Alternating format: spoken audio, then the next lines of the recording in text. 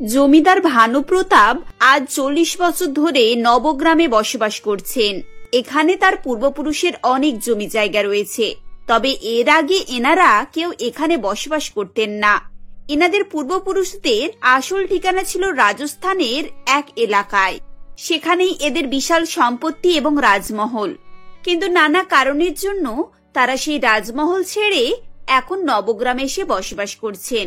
তবে জমিদার বাড়ির একটা নিয়ম, ছেলেদের বিয়ে হওয়ার পর নতুন বউ প্রথম বছর রাজস্থানের রাজমহলে কাটায়। তারা মনে করতেন এতে করে তাদের পূর্বপুরুষদের আত্মারা শান্তি পাবে। এভাবেই বছরের পর বছর হয়ে আসছে। বাড়িতে যখনই বংশের কোনো ছেলের বিয়ে হয় তখন তারা প্রথম বছর রাজস্থানের সেই মরু অঞ্চলের রাজবাড়িতে কাটিয়ে আসে। গত পরশু ভানুপ্রতাপের 10 ছেলে বিয়ে করে বউ নিয়ে ফিরেছে। তবে বাড়িতে ঢোকার আগে জমিদার বাবুর স্ত্রী সবলতা দেবী বলেন, বাবা, বৌমাদেরকে নিয়ে মন্দির দর্শন করিয়ে সোজা গাড়ি নিয়ে বেরিয়ে পড়। কিন্তু মা, আমরা তো এই সবে ফিরেছি, ওরা একটু শ্বশুর বাড়ি দেখবে না? তাছাড়া এতটা জার্নি করে এসেছি। কি বলছিস তোরা? বাড়ির নিয়ম কানুন কি সব ভুলে গেছিস? জানিস না আমাদের পরিবারের নিয়ম হলো বাড়ির বউ 1 বছর রাজমহলে গিয়ে না থাকলে শ্বশুর বাড়ির মুক্ত দর্শন করতে পারে না। ওরা 1 বছর কাটাক আগে ওখানে, তারপর এখানে প্রবেশ করতে পারবে, তার আগে না। সোমলতা দেবী এভাবে বললে তার ছেলেরা বউদের মন্দির দর্শন করিয়ে সঙ্গে সঙ্গে গাড়ি নিয়ে রাজস্থানের উদ্দেশ্যে বেরিয়ে পড়ে। তারপর প্রায় সারাদিন গাড়িতে থেকে তারা একটি হোটেলে রাত কাটায়। পরের দিন আবার রওনা দেয়। শেষ পর্যন্ত তারা তাদের রাজমহলের বাড়িতে গিয়ে উপস্থিত হয়। সেখানে তাদের বড় জেঠি শাশুড়ি তাদের জন্য অপেক্ষা করতে থাকে। ছেলেদের নতুন বউ দেখে জেঠি শাশুড়ি সর্বমঙ্গলা দেবী বলেন, আরে তোমরা সবাই এসে পড়েছো? কে কোথায় আছিস রে? তোরা তাড়াতাড়ি বৌমাদের বরণ ডালা নিয়ে আয়, ওদের বরণ করতে হবে তো। রাজস্থানের মরুভূমিতে রাজমহল দেখে নতুন বউয়েরা খুব অবাক হয় এবং তারা একে অপরকে ধীরে ধীরে বলে, এই তোরা এরকম অদ্ভুত বাড়ি আগে কোথাও দেখেছিস? এত বড় বাড়ি এই শুনশান ফাঁকা এলাকায় কেমন যেন অদ্ভুত অদ্ভুত লাগছে না? আচ্ছা, এখানে আমাদের স্বামীদের পূর্বপুরুষেরা কি করতে এসেছিল বলতো? দেখে তো মনে হচ্ছে এটা আস্ত একটা ভুতুড়ে বাড়ি। বাবা, তুমিও না এমন কথা বলো যে মানুষ হেসে পারে না। এত সুন্দর একটা বাড়ি, সেটাকে তোমার ভুতুড়ে বাড়ি বলে মনে হচ্ছে? আসলে তুমি আগে কখনো জমিদার বাড়ি দেখোনি তো, তাই মনে হয় এটাকে তোমার এরকম লাগছে। ও, তুমি তো রাজা মহারাজদের পরিবার থেকে এসেছো, সেজন্য তোমার এগুলোকে দেখে অদ্ভুত লাগছে না। আমি রাজবাড়ি থেকে নাই আসতে পারি, কিন্তু এইসব বাড়ি আমার আগে থেকেই দেখা আছে, তাই এতটা আমি অবাক হচ্ছি না, বুঝলে? আরে বাবা, তোমরা এইভাবে নিজেদের মধ্যে ঝামেলা করছো কেন? আমার তো বাড়িটা বেশ সুন্দর বলে মনে হচ্ছে, তবে বড্ড বেশি যেন ফাঁকা ফাঁকা। আরে বাবা, ফাঁকা বাড়ি তো ভালো। বিয়ের পর এমনিতেই নতুন বৌমাদের অ্যাডজাস্ট করতে সময় লাগে। এখানে যদি শ্বশুর শাশুড়ি ননদ এরা বেশি না থাকে তাহলে সমস্যাটাও কম হবে। আমার তো মনে হয় এখানে খালি জেঠিমা আর কয়েকজনই থাকবে। কয়েকজন থাকলেই ভালো বাবা, 1 বছর অন্তত নিশ্চিন্তে থাকা যাবে। 1 বছর পর তখন সবকিছু অ্যাডজাস্ট হয়ে যাবে, তখন আর এত সমস্যা হবে না। কি হলো বৌমা, তোমরা নিজেদের মধ্যে কি এত কথা বলা বলি করছো? এসো, তোমাদের এক এক করে বরণ করি, তারপর ভেতরে নিয়ে আসি। এরপর সর্বমঙ্গলা দেবী 10 বৌমাকে এক এক করে বরণ করেন এবং বাড়ির ভেতরে নিয়ে যান। তারপর সেখানে তাদেরকে বসিয়ে চাকরদেরকে বলে সবাইকে জুস দেন। তারপর কথাবার্তা শুরু করেন। বৌমা, তোমাদের এই মরুভূমিতে রাজমহল তোমাদের পছন্দ হয়েছে তো? আমিও যখন বিয়ে হয়ে এসেছিলাম তখন 5 বছর আমি এখানে ছিলাম, আমার তো বেশ ভালোই লাগতো। তারপর ছেলেপুলেরা বড় হয়ে গেল, তাই ওদেরকে নিয়ে শহরে চলে যেতে হয়েছে। এখানে তো পড়াশোনার সেরকম কোনো সুযোগ সুবিধা নেই, না হলে এই জায়গাটা খুবই ভালো, আমার তো বেশ ভালোই লাগতো। জেঠিমা, আমাদেরও না খুব একটা খারাপ লাগেনি, তবে যেন বড্ড বেশি ফাঁকা। এখানে কি লোকজনের বসবাস নেই নাকি? আপনি কি এখানে থাকেন নাকি? আরে না না, আমি কেন এখানে থাকতে যাব? আমি গত পরশু এখানে এসেছি। আমাদের এখানে নিয়ম, বাড়ির বউদেরকে সব আমাকেই বরণ করে এখানে তুলতে হয়। আমি সেই নিয়ম পালন করার জন্য এসেছি। এখন আমার কাজ হয়ে গেছে, আজ আমাকে রাতেই ফিরতে হবে গো। ও আচ্ছা, তাহলে এখানে কি আমরা একা থাকবো? মানে আমাদের সাথে আর কেউ থাকবে না? তোমরা 10 বৌমা আর আমাদের 10 ছেলে এখানে থাকবে। এটাই আমাদের নিয়ম। তোমরা চিন্তা করো না, আমাদের এখানে চাকর বাকর সবাই আছে, ওরা রান্না বান্না বাড়ির কাজ সবকিছু করে দেবে, তোমাদেরকে কিচ্ছু করতে হবে না। এভাবেই সর্বমঙ্গলা দেবী তাদেরকে সব কাজ বুঝিয়ে সেখান থেকে চলে যান। 10 জন বৌমা তাকে বিদায় দেওয়ার জন্য বাইরে বেরিয়ে আসে। এরপর তিনি গাড়িতে করে চলে যাবার পর তারা সবাই মিলে বাইরে দাঁড়িয়ে গল্প করছিল। ঠিক এমন সময় হঠাৎ রঞ্জনার পা বালিতে ধসতে শুরু করে। আরে, তুমি হঠাৎ করে বেটে হয়ে গেলে কি করে গো? এ কি, বালির ভেতরে পা ঢুকিয়ে আছো কেন? আরে পাগল নাকি? আমি বালির ভেতরে পা ঢুকিয়ে দাঁড়িয়ে নেই, আমি মনে হয় চোরাবালির উপরে দাঁড়িয়ে আছি, আমাকে নিচে টেনে নিচ্ছে। রঞ্জনার কথা শুনে প্রমীলা তাকে টেনে তুলে নেয়। এরপর তারা সবাই খুব ভয় পেয়ে যায়। আরে বাপরে বাপ, এ তো ভারী ভয়ঙ্কর জায়গা।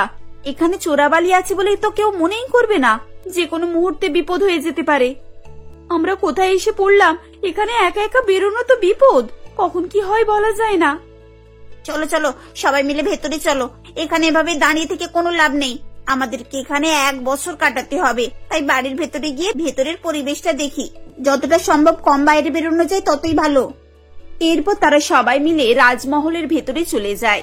ভেতরে সব রকমেরই সুযোগ সুবিধা ছিল, স্নান করার জন্য সুইমিং পুল, ছোট বাগান, সবকিছুই সেখানে উপস্থিত ছিল।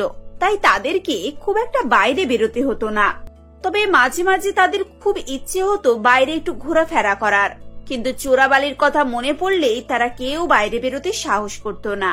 এভাবেই 2 মাস কাটার পর একদিন প্রমীলা জানালা খুলে দেখে বাইরে অনেক টুরিস্ট এসেছে। তারা সবাই মিলে উটে করে ঘুরে বেড়াচ্ছে। আরে বাহ, এখানে তো কত উট এসেছে, সুন্দর লাগছে গো দেখতে, সুন্দর লাগছে বেশ দেখতে। এক কাজ করি, এদের ভিডিও বানাই আর এগুলোকে সোশ্যাল মিডিয়াতে ছাড়বো। এই বলে প্রমীলা তার দামি ফোন বার করে ভিডিও করা শুরু করে। ঠিক এমন সময় তার হাত থেকে ফোন পড়ে যায়। এ বাবা, আমার আইফোন, 2 লাখ টাকা দাম, কেউ না এসে আমার ফোনটা নিয়ে নেয়। আমাকে তাড়াতাড়ি যেতে হবে, দেরি করলে ফোনটা চুরি হয়ে যাবে। এই বলে প্রমীলা ছুটতে নিচে নেমে আসে এবং বালির মধ্যে তার ফোন খোঁজার চেষ্টা করে। তার খেয়াল ছিল না যে তাদের বাড়ির বাইরে বালিগুলো চোরা বালি। সে ফোন করার নেশায় চারিদিকে বালি সরাতে থাকে, কিন্তু ফোনের কোনো হদিশ পাওয়া যায় না। এমন সময় প্রমীলার স্বামী বিজয় সেখানে এসে দেখে প্রমীলা হাঁটু অব্দি বালিতে গাড়া হয়ে গেছে। প্রমীলা, ও প্রমীলা, তুমি কি করছো? তাড়াতাড়ি এদিকে এসো। এবারে প্রমীলা নিজেকে দেখে ভয়ে তার মাথা ঘুরে যায়। ও বাবা, আমি এখানে তো বালির মধ্যে ঢুকে যাচ্ছি, আমি তো কিছুতেই বেরোতে পারছি না, আমাকে বাঁচাও, আমাকে বাঁচাও। বিজয় প্রমীলাকে বাঁচাতে যায়, কিন্তু সে কোনোভাবেই তাকে টেনে তুলতে পারে না। প্রমীলা আরো বেশি করে বালির মধ্যে প্রবেশ করতে থাকে। তখনই অশোক একটি মোটা দড়ি নিয়ে সবাইকে সেখান থেকে নিয়ে আসে। বিজয়, তুই এই দড়িটা ভালো করে ধর, আমরা সকলে এদিকটা ধরে আছি, তুই আস্তে আস্তে উদ্ধার কর, ভয় পাবি না, আমরা সবাই আছি। এভাবেই বাকি 18 জন ছেলে বউ মিলে দড়ি ধরে থাকে এবং বিজয় প্রমীলাকে উদ্ধার করতে শুরু করে। প্রায় 40 মিনিট এভাবে চেষ্টা করার পর শেষে প্রমীলাকে সেই চোরাবালি থেকে বাঁচানো হয়। প্রমীলা, তুমি ঠিক আছো তো? তোমার চোট লাগেনি তো? প্রমীলা এতটাই ভয় পেয়ে গিয়েছিল যে সে কোনো কিছুই বলতে পারছিল না। তখন ঋতুপর্ণা বলে, আসলে দিদি এখন ট্রমার মধ্যে আছে, ওকে একটু রেস্ট দিন, খানিকক্ষণ পর দিদি স্বাভাবিক হয়ে যাবে। এরপর তারা সবাই মিলে প্রমীলাকে বাড়ির ভেতরে নিয়ে যায়। কাকা, দিদির জন্য গরম গরম স্যুপ তৈরি করে আনো, আর আমরা সবাই খুব টায়ার্ড হয়ে গেছি, আমাদেরকে একটু ফ্রুট জুস আর স্যালাড দাও তো। হ্যাঁ বৌমনি, আমি এক্ষুনি সকলের জন্য খাবার দিচ্ছি, আপনারা ভিতরে এসে বসুন। কি বিপদটাই হলো বলো তো, নতুন জায়গায় এসেছো আর এইসব হয়ে বসলো। আচ্ছা কাকা, এখানে কি সবসময় এরকম চোরাবালির সমস্যা? এর আগে যারা এসেছিল তারা কি এভাবেই সমস্যার সম্মুখীন হয়েছিল নাকি? চোরা বালি তো বরাবরই এখানে রয়েছে, তবে এত বড় বিপদ কখনোই হয়নি। আসলে এর আগে একটা বৌমা আর ছেলে এসে থাকতো, ওরা এই বাড়ি ছেড়ে কখনোই বেরোতো না, 1 বছর থেকে শহরে চলে যায়। এভাবে একসঙ্গে এতগুলো ছেলে বৌমা কখনোই আসেনি। আচ্ছা বৌমা, আমার একটা কথা শুনবে? তোমরা যে কদিন এখানে আছো বাড়ি থেকে বাইরে বেরোবে না। কিন্তু কাকা, সারাক্ষণ ঘরের মধ্যে থাকতে কার ভালো লাগে বলো তো?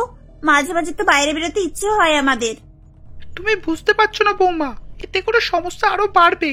তোমরা নতুন মানুষ, কোথায় কি চোরাবালি আছে তা জানবে না, তাই বলছি, যদি বিপদ না পাড়াতে চাও তাহলে বাড়ির বাইরে বেরিও না। তোমাদের যদি কোনো সমস্যা প্রয়োজন থাকে তোমরা আমাকে বলবে, আমি তোমাদের সবকিছু ব্যবস্থা করে দেবো। এরপর থেকে ছেলে বউ কেউ আর বাইরে বেশি বের হতো না।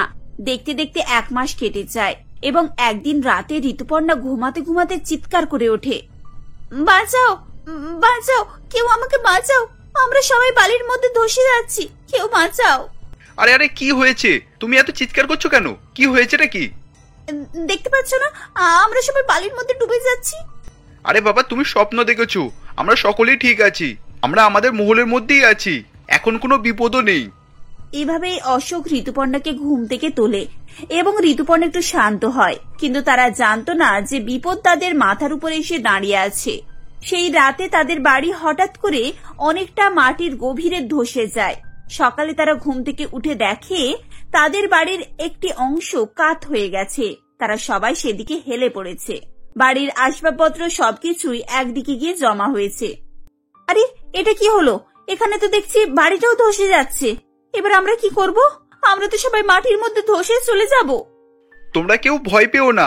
সাহস করে একে একে সকলের হাত ধরো। আমাদেরকে তাড়াতাড়ি এখান থেকে বের হতে হবে।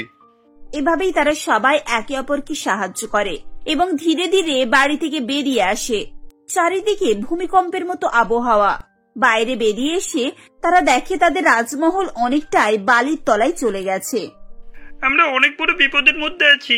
এখান থেকে বেরোতে পারলে তবেই আমরা উদ্ধার পাবো। তোমরা মেয়েদেরকে নিয়ে ধীরে ধীরে এগিয়ে যাও। আমি ড্রাইভারকে ফোন করছি, গাড়ি রেডি করতে হবে তো। হ্যাঁ, একটা এক্সট্রা গাড়ি বলে দেবে তো রামু কাকা। বিজলি মাসি আর বাকিরা সকলেই বেরোচ্ছে। সব একসঙ্গে বেরিয়ে যাব। এভাবেই তারা কোনোভাবে সেখান থেকে নিজেদেরকে উদ্ধার করে। এরপর সবাই মিলে তাদের শহরের বাসস্থানে ফিরে আসে। মরুভূমির এই বিপদের কথা শুনে সবাই খুব ভয় পেয়ে যায় এবং ছেলে বউ সবাই ভালোভাবে ফিরে এসেছে দেখে তারা স্বস্তি পায়। আমাদের এত সুন্দর রাজবাড়িটা কিভাবে বালির মধ্যে তলিয়ে গেল ভেবেই খুব খারাপ লাগছে। আমার তো বরং ভালোই লাগছে। এরপরে এই পরিবারে আর কোনো বউকেই পরীক্ষা দিতে যেতে হবে না। এই রীতিনীতির অবসান এবারে ঘটলো। যাক, এবার আমরা শান্তিতে আমাদের আসল শ্বশুর বাড়িতে জীবন কাটাতে পারবো। তারপর থেকে তারা প্রত্যেকে তাদের আসল বাড়িতে সংসার করা শুরু করে। তবে তাদের মনে সেই বালির দেশের রাজমহলের কথা সারা জীবনের মতো গাঁথা হয়ে থাকে। অঞ্জলি, কবিতা, কুহেলি, শম্পা ও মিনা তারা 5 বোনে তাদের মা পার্বতী দেবী এবং বাবা সুখেন বাবুর সঙ্গে একটি ছোট্ট গ্রামে বসবাস করে। বাবার শরীর সবসময় অসুস্থ, কারণ ঠান্ডা পড়ার সাথে সাথে বৃদ্ধ বাবা সুখেন বাবু একদম জড়ো হয়ে যেত। এর একটিমাত্র কারণ ছিল সেটা তাদের বাড়ি। বাড়িটা ছিল কুঁড়ে ঘর, আর সেই কুঁড়ে ঘরেই তাদের সকলকে বসবাস করতে হতো। প্রচন্ড শীতের কারণে তারা ঠিকভাবে বসবাসও করতে পারতো না। তারা সকলে মিলে অনেকই কষ্ট করত। এমনই একদিন সুখেনবাবুর শরীর ভীষণ অসুস্থ হয়ে পড়ে। তাকে দেখার মতো পার্বতী দেবী আর তার 5 মেয়েই ছিল, কিন্তু তার 5 মেয়ে ছিল অনেক ছোট। কি গো, তোমার কি হয়েছে? তুমি একটু বলো না। আচ্ছা, আমি আজকে মালকিনকে বলে তোমার জন্য কিছু পয়সা ধার নিয়ে আসবো, আর সেই পয়সা দিয়ে তোমাকে ডাক্তারের কাছে নিয়ে যাব, যাতে তুমি একটু সুস্থ হয়ে ওঠো। অপদার্থ, কি আর অসুস্থ হয়ে উঠবো? দেখতেই তো পাচ্ছিস আমার অবস্থা কেমন। মনে হয় আমি আর সুস্থ হয়ে উঠতে পারবো না। হয়তো বয়সের কারণে, না হলে চিন্তার কারণে বয়স্ক হয়ে পড়েছি। মনে হচ্ছে আমার বয়স অনেক, শুধু মাথার চুলগুলো সাদা হয়ে গেছে। নাহলে বয়স আর আবার কত? দেখতে গেলে খুবই কম, বললেও কেউ বিশ্বাস করবে না। সে তো জানি, পরিবারের চাপ, 5 মেয়ের চাপ, তার উপরে আমাকেও দেখতে হয়। সংসারের এইসব চিন্তা তো মাথাতে নিতেই হবে, তাই না? আর এই চিন্তাতেই তো তুমি এরকম বৃদ্ধ হয়ে পড়েছো। তোমার কিছু হবে না গো, তুমি একটু মনে সাহস রাখো। এতদিন তো আমি মনে সাহস আর বল নিয়েই বেঁচে আছি, কিন্তু এই কনকনে শীতের কারণে মনে হচ্ছে আমি আর বাঁচবো না। একটা তো কম্বলও নেই, আর এদিকে একটা গরম যে সোয়েটারও নেই। এইরকম ভাবে কনকনে ঠান্ডায় কিভাবে বাঁচা যায় বল? কিন্তু কি করব বলো? মালকিনের কাছ থেকে আমি পয়সা চাইলে মালকিন কি আমাকে অত পয়সা দিতে চাইবেন? সবই তো বুঝতে পারছো। 5 মেয়ের উপর আমি কিভাবে জোর দিতে পারি? ওরা তো এখন ছোট, কাজ করার মতো তো ওদের বয়স হয়নি। পার্বতী দেবীর মুখে এই কথা শুনে পার্বতী দেবীর মেয়ে অঞ্জলি বলে, মা, কে বললো আমরা এখনো বড় হইনি? আমরা তো যথেষ্ট বড় হয়েছি, আর আমরা তোমাকে দেখে দেখে অনেক কাজকামও শিখে গেছি। তুমি তাহলে আমাদেরকেও নিয়ে চলো তোমার সঙ্গে। আমরাও মালকিনের বাড়িতে কাজ করব আর কিছু পয়সা নিয়ে আসবো। হ্যাঁ মা, অঞ্জলি একদম ঠিক বলেছে। আমিও তোমার সঙ্গে কাজে যেতে চাই। বাবার ওষুধ কেনার জন্য মালকিনের কাছ থেকে টাকা পয়সা চাইবো, আর মালকিনের বাড়িতে কাজও করব। তাতে যদি মালকিন খুশি হয় আর আমাকেও 2 টাকা বেশি দিয়ে দেয়। কিন্তু তোরা যদি আমার সঙ্গে কাজে চলে যাস তাহলে তোর বাকি 3 বোনকে কে দেখবে বলতো? তোরা দুজনে তবু একটু বড় হয়েছিস, ওদের 3 জনকে দেখতে পারবি। আর আমি যদি ওদের 3 জনকে তোর বাবার কাছে রেখে চলে যাই তাহলে ওরা তো দৌড়াদৌড়ি করতে করতে বাইরে চলে যাবে। আর এই এত ঠান্ডাতে ওরা 3 জনে বাইরে গেলে তাহলে তোর বাবার মতনই ঠান্ডা লেগে একই অবস্থা হয়ে যাবে। মা, তাহলে আমরা কি করব? এরকম ভাবে বসে থাকলে তো বাবার ওষুধ জোগাড় করতে পারবো না। তাহলে তুমি আমাদের একটা কাজ দেখিয়ে দাও, আমরা সেই কাজটি করে পয়সা নিয়ে আসবো। অঞ্জলি তার মাকে এসব কথা যখন বলছিল তখন পার্বতী দেবীর চোখে জল চলে আসে। অঞ্জলির কথা শুনে তার বাবাও কান্না করতে থাকে। সংসার চালানোর জন্য পার্বতী দেবীকেই লোকের বাড়িতে কাজ করতে হতো। অঞ্জলি আর কবিতা একটু বড় ছিল ঠিকই, কিন্তু পার্বতী দেবী তাদের 2 বোনকে কাজে নিয়ে যেতে চাইতো না। তাদেরকে বাড়িতেই রেখে যেত বাবার আর ছোট ছোট 3 বোনকে দেখাশোনা করার জন্য। এরকম ভাবেই দেখতে দেখতে আরো বেশ কিছুদিন অতিবাহিত হয়ে যায়। দিনের পর দিন ঠান্ডা আরো বাড়তেই থাকে। বাড়ির ভিতরে আর বাইরে সমানভাবেই ঠান্ডার প্রভাব গায়ে লাগতো। এই ঠান্ডা সহ্য করতে না পেরে একদিন রাত্রিবেলা থরথর করে কাঁপতে কাঁপতে সুখেনবাবু মারা যায়। হে ঈশ্বর, তুমি আমাদের সঙ্গে এটা কি রকম অন্যায় করলে? আমরা কি এমন অন্যায় করেছিলাম? তুমি কেন আমার থেকে আমার স্বামীকে কেড়ে নিলে? এখন আমি আমার 5 সন্তানকে নিয়ে কোথায় যাব? আমাদের তো একমাত্র সাহারা উনিই ছিলেন, কিন্তু আজ তুমি আমাদের কাছ থেকে সেটাকেও কেড়ে নিলে। বাবা, কি হয়েছে তোমার? ওঠো না বাবা, আমাদের সঙ্গে কথা বলো না। দেখো, কোহেলি, শম্পা, মিনা ওরাও 3 জনে তোমাকে ডাকছে। বাবা, তুমি ওদের দিকে তাকাও না, একবার উঠে ওদেরকে সাড়া দাও না বাবা। তুমি আমাদেরকে ছেড়ে এরকম ভাবে যেতে পারো না। বাবা, আমরা কি ভুল করেছিলাম বলো? সত্যি সময় থাকতে থাকতে যদি তোমার ওষুধটা নিয়ে আসতাম তাহলে হয়তো আজ এই দিনটাকে দেখতেই হতো না। মা, তুমি কেন ডাক্তারের কাছ থেকে ওষুধটা নিয়ে আসলে না বলো তো? দেখবো, মায়ের কাছে যদি পয়সা থাকতো তাহলে আর মাকে এই কথা বলতে হতো না। মা কি আর ইচ্ছে করে এসব করেছে? পয়সার জন্য বাবা চিন্তায় চিন্তায় আমাদেরকে ছেড়ে চলে গেল। কিন্তু বাবা, এখন আমরা কাকে বাবা বলে ডাকবো? এখন আমরা কার কাছে আবদার করবো বলো? তুমি কি আর কখনো ফিরে আসবে না? না রে মা, তোর বাবা আর ফিরে আসবে না আমাদের কাছে। তোর বাবা আমাদের কাছ থেকে অনেক দূরে চলে গেছে, অনেক দূরে, যেখান থেকে আর ফিরে আসার কোনো পথ নেই রে মা।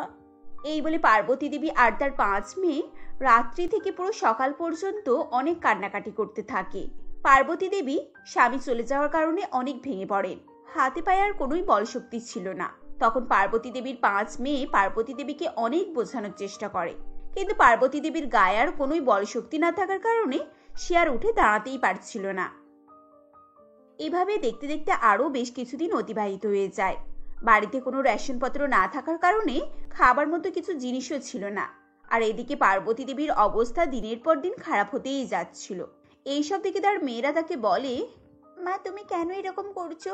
বাবা চলে গেছে, কিন্তু আমরা তো তোমাকে ঘিরে বাঁচবো বলো। কিন্তু এখন তুমিও যদি আমাদের সঙ্গে এরকম করো তাহলে আমরা মা কাকে বলবো? কে আমাদেরকে রান্না করে খেতে দেবে? আর দেখো না, বাড়িতে তো কিছুই নেই, তাহলে আমরা কি রান্না করব? মা, তুমি কি মালকিনের বাড়িতে আর কাজে যাবে না? মা, তুমি কিছু বলো না, তুমি দয়া করে এরকম চুপ করে থেকো না মা। বাবা চলে গেছে আজ প্রায় কয়েকদিন হয়ে গেল, কিন্তু সেদিনের পর থেকে তুমি এরকম চুপচাপ হয়ে গেছো। আমরা তো রয়েছি মা, তুমি আমাদেরকে দেখো না মা, আমাদের দিকে একটু তাকাও না। কবিতা, তুই কোহেলি, শম্পার, মিনাকে কিছু খাইয়ে ঘুম পাড়িয়ে দে। ওরা মায়ের কারণে অনেক কান্নাকাটি করছে, ওদেরও এরকম ভালো লাগছে না, ওরা মাকে দেখে কষ্ট পাচ্ছে। তুই বরং ওদেরকে কিছু খাইয়ে ঘুম পাড়িয়ে দে। অঞ্জলি, তুই ওদেরকে খাবার কথা বলছিস? বাড়িতে তো কিছুই নেই, তাহলে কি খাওয়াবো? এখন মাকেও তো কিছু খেতে দিতে পারছি না, আর আমরাও তো না খেয়েই রয়েছি, আমাদেরও তো খিদে পাচ্ছে। সেটাও তো বটে, তাহলে বাড়িতে কিছুই নেই, কিন্তু এখন এদের 3 জনকে আমি কি খাওয়াবো? আচ্ছা কবিতা, তুই এক কাজ কর, প্রতিবেশীর কাছ থেকে কিছু আটা নিয়ে আয়, আমি মায়ের মধ্যে রুটি বানিয়ে দিচ্ছি। আর কোহেলি, শম্পা, মিনাকেও দেখবি। আমি তাহলে প্রতিবেশী কাকিমার কাছে যাচ্ছি। এই বলে কবিতা প্রতিবেশীর বাড়ি থেকে কিছুটা আটা ধার নিতে যায়। কবিতা যখন প্রতিবেশী কাকির কাছ থেকে আটা নিতে যায় তখন কাকির বৌমা সরলা বলে, এই, তোরা এত রাত এখানে কি করছিস রে? দেখতে পাচ্ছিস না বাইরে কত ঠান্ডা? আর আমরা তো বাড়ির দরজা খুলি না, আর তোরা বাইরে বাইরে ঘুরছিস কেন রে? এত রাত্রিবেলা আটা চাইতে চলে আসলি? সত্যি ভিক চাওয়ার আর কোনো সময় হয়নি নাকি তোদের? বৌদি, আমার মা কিছু না খেয়ে রয়েছে, আর আমার ছোট বোনগুলোও না খেয়ে রয়েছে। দয়া করে আমাকে কিছু খাবার না হলে আটা দিয়ে দাও না, আজ রাতটা যেমন হোক করে কাটিয়ে দেব। এই যত সব ভিখারিগুলো আমাদের বাড়িতে কেন আসে কি জানি বাপু, এই জন্যই আমি দরজা বন্ধ করে রাখি, একদম খুলতে চাই না। শীতকালে লেপের ভেতর থেকে বেরোতেই মন চায় না, আবার তার উপরে তোদের মতো ভিখারিগুলো এসে যত জ্বালাতন করিস। এই বলে সরলা কবিতাকে এক প্লেট কিছু খাবার দিয়ে দেয়। সেই খাবারটি নিয়ে কবিতা খুশি মনে বাড়ি চলে আসে। দেখতে দেখতে সেদিন রাতটা কেটে যায়। পরের দিন সকালে অঞ্জলি আর কবিতা কাজের সন্ধানে বার হয়, কিন্তু তারা খালি হাতেই ফিরে আসে। এরকম ভাবেই 2-3 দিন পর পর তারা দুই বোনে কাজের সন্ধানে বার হতে থাকে, কিন্তু তারা কোথাও কাজ পাচ্ছিল না। হঠাৎ একদিন অঞ্জলি কবিতা দুজনে এক ধনী বাড়িতে কাজ পায়। কাজ পেয়ে তারা দুই বোনই অনেক খুশি হয়, খুশি মনে বাড়িতে আসে আর এই কথা তার মাকে শোনায়। তারা দুই বোনই যখন এই কথা তার মাকে শোনায়, তখন পার্বতী দেবী কিছু শুনেও শুনতে পাচ্ছিল না। তাদের দুই বোনের কথাতে পার্বতী দেবী কোনোই জবাব দিচ্ছিল না। অঞ্জলি, আমার মনে হচ্ছে মা খুশি হয়নি। আরে বাবা, মা কি কিছু বলতে পারবে নাকি? আরে বাবা, মা কি কিছু বলতে পারবে নাকি খুশি হয়েছে কি খুশি হয়নি? দেখতে তো পারছিস মায়ের অবস্থা অনেক খারাপ, আর আজ তো অনেক ঠান্ডা পড়েছে, মা তো থরথর করে কাঁপছে। মায়ের গায়ে কি দেবো বলতো? ঠান্ডা তো আমাদেরও লাগছে, কিন্তু আমরা না হয় সহ্য করে নেব, কিন্তু মা আর বাকি 3 বোন, ওদেরকে কি গায়ে দিতে দেব? এই বলে অঞ্জলি আর কবিতা তারা ভাবনা চিন্তা করতে থাকে, কিন্তু ভাবনা চিন্তা করেও তারা কিছু উপায় বার করতে পারছিল না। এরকম ভাবেই দেখতে দেখতে মাঝরাত হয়ে যায়।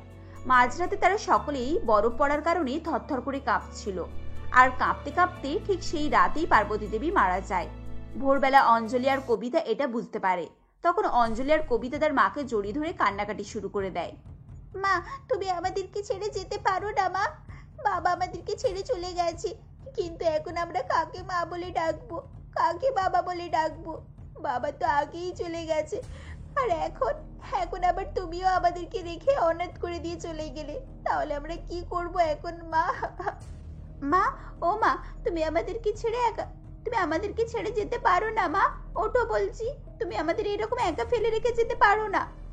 মা, তুমি তো সবই পরিস্থিতি হাল দেখতে পারছো, আমরা 2 বোন একটা কাজ পেয়েছিলাম, বাড়িতে তুমি থাকলে এই 3 বোনের চিন্তাই হতো না, কিন্তু এখন আমরা এই 3 বোনকে কোথায় রেখে যাব মা? ওরা তো অনেক ছোট। এভাবেই তারা 2 বোন কান্নাকাটি করছিল। তাদের এরকম কথা শুনে বাকি 3 বোনও কান্নাকাটি করছিল, কারণ তারা বুঝতে পেরে গিয়েছিল যে তাদের মা আর এই পৃথিবীতে নেই।